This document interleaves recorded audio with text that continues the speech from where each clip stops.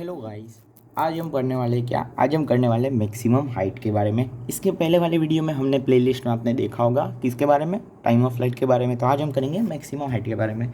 दोस्तों, अगर हम पहले maximum height, time of flight और हॉरिजॉन्टल रेंज को कवर कर ले, बाद में हम अच्छे लेवल के क्वेश्चन कर पाएंगे। तो आइए, आज दूसरा लेक्चर है, इसका स्वागत करता हूँ मैं आप सबका फिर से एक बार हमारे इस चैनल पे JEE मल्टीवर्स पे।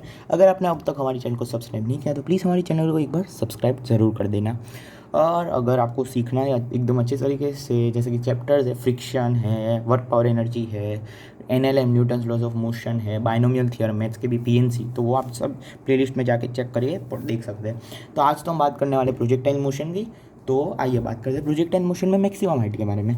दोस्तों, इसके पहले वाले वीडियो में, मतलब इसके पहले वाले लेक्चर में हमने क्या पढ़ा था? Time of flight equals to 2u sin theta by G, ये हमने पढ़ा था।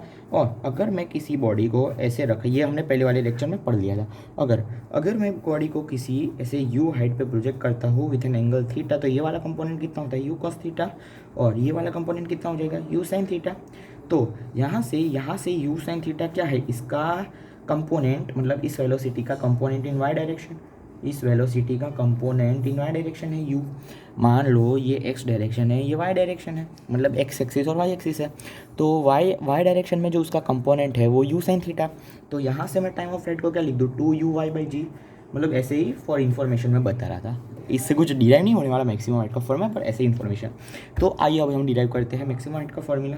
तो पहले तो मान लेते हैं हम ऐसा एक प्रोजेक्टाइल मोशन है ये, ओहो प्रोजेक्टाइल मोशन।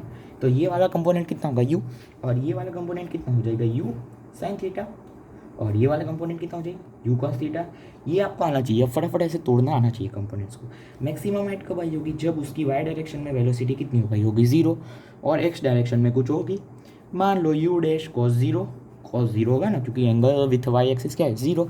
और दोस्तों, यहाँ पे मैं एक इंपॉर्टेंट बात बताना चाहूँगा कि in projectile motion horizontal velocity of body always remains constant। ऐसा क्यों भाई? ऐसा ही इसलिए क्योंकि एक्स डायरेक्शन में ये एक्स डायरेक्शन, ये हमारा भी आ रहा है वाई डायरेक्शन, क्योंकि एक्स डायरेक्शन में एक्सीलरेशन होता नहीं है। एक्सीलरेशन केवल और केवल वाई डायरेक्शन में होता है, और वो होता है कितना? जी। ठीक है, तो एक्स डायरेक्शन में कुछ एक्सीलरेशन होता नहीं है, इसलिए वेलोसिटी कांस्टेंट रहती है। ठीक है, तो अभी अभी अभी हम आ जाते हैं मैक्सिमम हाइट पे। ध्यान से मत भटको बालक। तो ये मान लो एच हाइट मैक्सिमम है उसकी। ठीक है, तो इधर फाइनल 0 हो जाएगा, तभी ऊपर जाना बंद हो जाएगा, तभी उसकी मैक्सिमम हाइट आएगी। तो दोस्तों, बचपन में हमने फॉर्मूला सीखा था, हाँ सीखा था, पर याद नहीं है तो अब याद कर लो। v² = u² + 2as। तो फाइनल कितना? 0 का स्क्वायर। इनिशियल कितना? u sin theta. Y direction में लिख रहे हैं दोस्तों, याद रखो दोस्तों, Y direction, in Y direction. क्योंकि वाई डायरेक्शन में इसलिए लिख रहे हैं क्योंकि एक्स डायरेक्शन में कुछ एक्सीलरेशन नहीं है, इसीलिए। तो वाई डायरेक्शन इधर लगता हो -2g इंटू मैक्सिमम हाइट कितनी है? अभी माइनस इसीलिए क्योंकि ये रिटार्ड हो रहा है ना, धीरे धीरे ऊपर जाके वापस नीचे आ रहा है, मतलब ऊपर जाते वक्त रिटार्ड हो रहा है।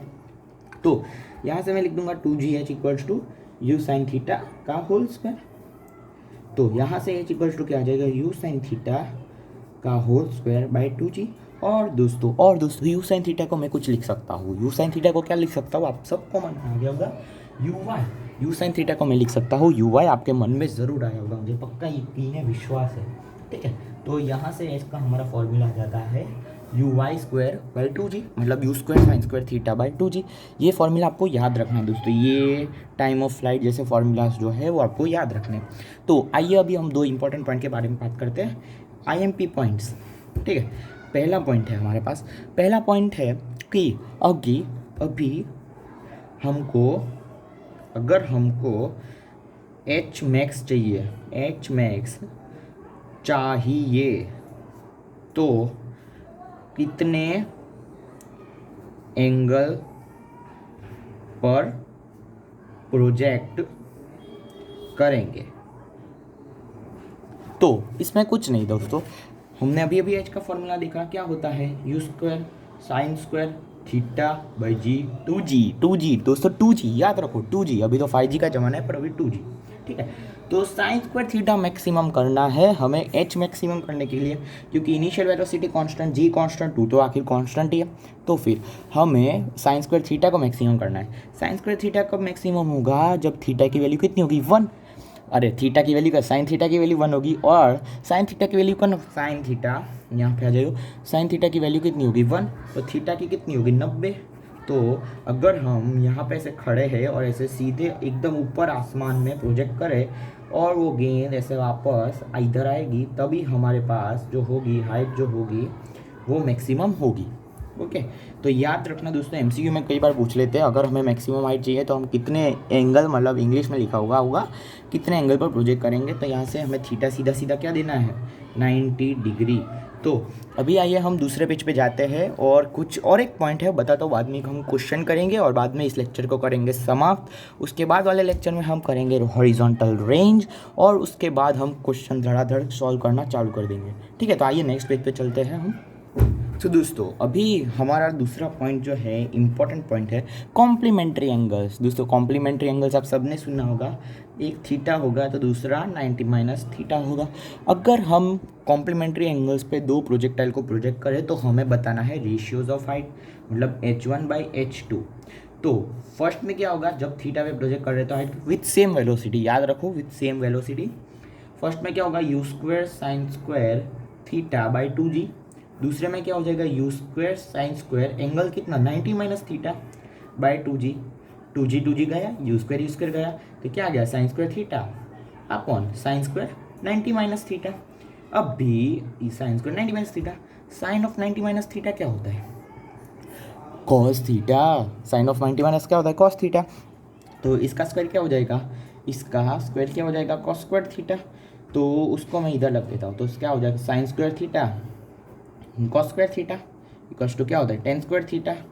तो हमें याद रखना है जब हम कॉम्प्लीमेंट्री एंगल्स पे, याद नहीं रखोगे तो भी चलेगा। इधर दोस्तों h1/h2 फ्लो में h1 लिख दिया था, अगर आप याद रखोगे नहीं तो भी चलेगा क्योंकि आपको फॉर्मूला पता है you square sine square theta by 2G। ठीक है, तो आप कर सकते हो। तो यहाँ से रेशियोज ऑफ हाइट क्या आ जाएगा टेन स्क्वायर थीटा। तो अभी आइए हम एकदम कड़क क्वेश्चन ले लेते हैं, एकदम अच्छा बेसिक टाइम ऑफ फ्लाइट पे है, मतलब हाइट का भी है कुछ काम पर टाइम ऑफ फ्लाइट पे ज़्यादा है कि हमें ऐसा दे दिया है एक प्लेन, इसमें हमने किया दो चीज़ें प्रोजेक्ट, ये नाम दे दो पहला और ये नाम दे दो दूसरा। ठीक है, और हमें दिया गया है कि दोनों की जो मैक्सिमम हाइट है, maximum height in projectile, maximum height जो है वो EQUEL इक्वल दे दिया गया है। और इसको हमने प्रोजेक्ट किया है with velocity u1 at an angle θ1 और इसको हमने प्रोजेक्ट किया with velocity u2 at an angle θ2 ठीक है, मतलब पहले प्रोजेक्टाइल को u1 θ1 दूसरे को u2 θ2। ठीक है, तो हमें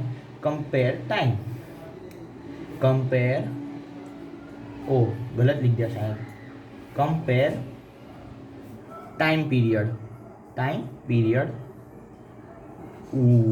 तो दोस्तों वीडियो को पॉज कीजिए और खुद से सॉल्व करने की कोशिश कीजिए। ठीक है, तो अभी मैं सॉल्व करता हूँ। आइए, सॉल्यूशन में क्या होगा, हाइट सेम दिया, मतलब height of 1 u1 square sine square θ1, क्योंकि 1 को θ1 से प्रोजेक्ट किया इसलिए, बाय 2G। अभी यहाँ से मैं u1 स्क्वायर साइन स्क्वायर θ1 को क्या लिख दूँ, ये u1 uy ऑफ 1, मतलब वर्टिकल डायरेक्शन में 1 की वेलोसिटी का स्क्वायर अपॉन 2G।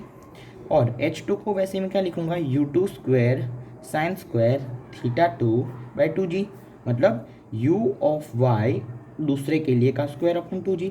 दोनों बराबर दिए h1 इक्वल्स टू h2। तो यहाँ से मैं सीधा सीधा लिख दूँ of 1 equals to u of y of 2, मतलब वर्टिकल डायरेक्शन में दोनों की वेलोसिटी इनिशियल जो है वो सेम है। तो फिर मतलब दोनों को बराबर करोगे तो वही मिल जाएगा आपको। ये अब थोड़ा दिमाग चलाओ, आपको भी चलाना पड़ेगा। ठीक है, तो अभी ये हमारा सेम है, तो हम टाइम पीरियड का फॉर्मूला क्या था 2uy/g, ये टाइम पीरियड का फॉर्मूला था। तो t1 का लिखेंगे 2 यू वाई ऑफ 1/g।